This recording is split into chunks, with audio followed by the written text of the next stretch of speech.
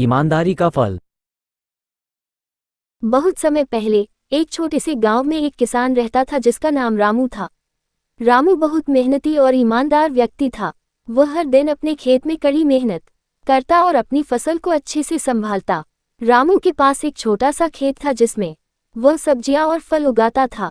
रामू की ईमानदारी और मेहनत की चर्चा पूरे गांव में थी। एक दिन रामू अपने खेत में काम कर रहा था कि अचानक उसे जमीन के नीचे कुछ चमकता हुआ दिखाई दिया। उसने उस जगह को खोदा और पाया कि वहां एक पुराना सोने का सिक्का था। रामू बहुत खुश हुआ, लेकिन उसने सोचा कि यह सिक्का किसी और का हो सकता है। रामू ने गांव के मुखिया के पास जाकर सोने का सिक्का दिखाया और कहा, मुझे ये सिक्का मेरे खेत में मिला है, लेकिन मैं नहीं जानता कि यह किसका है। मुखिया ने रामू की ईमानदारी की सराहना की और कहा, तुम्हारी ईमानदारी के कारण ये सिक्का अब तुम्हारा है। रामू ने सोने का सिक्का लेकर घर वापसी की और उसे सुरक्षित रख दिया। कुछ दिनों बाद रामू अपने खेत में फिर से काम कर रहा था कि उसे एक और चमकता हुआ सिक्का मिला। उसने फिर से वही किया और सिक्का मुखिया को सौंप दिया।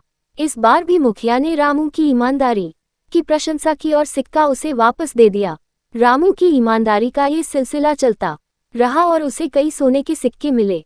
उसने सभी सिक्कों को गांव के मुखिया को सौंपा और हर बार मुखिया ने उनकी ईमानदारी की सराहना की और सिक्के उसे वापस दे दिए।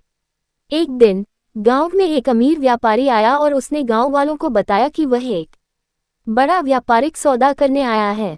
व्यापारी ने गांव में एक प्रतियोगिता रखी और कहा, जो भी सबसे अधिक ईमानदार व्यक्ति होगा उसे मैं एक बड़ी संपत्ति दूंगा। गांव वालों ने रामू की ईमानदारी की कहानी व्यापारी को सुनाई। व्यापारी ने रामू को बुलाया और उसकी ईमानदारी की परीक्षा लेने का फैसला किया। उसने रामू को एक कीमती हीरा देकर कहा, ये हीरा मुझे बहुत प्रिय है, इसे संभाल कर रखना। रामू ने हीरा लेकर अपने घर में सुरक्षित रख दिया।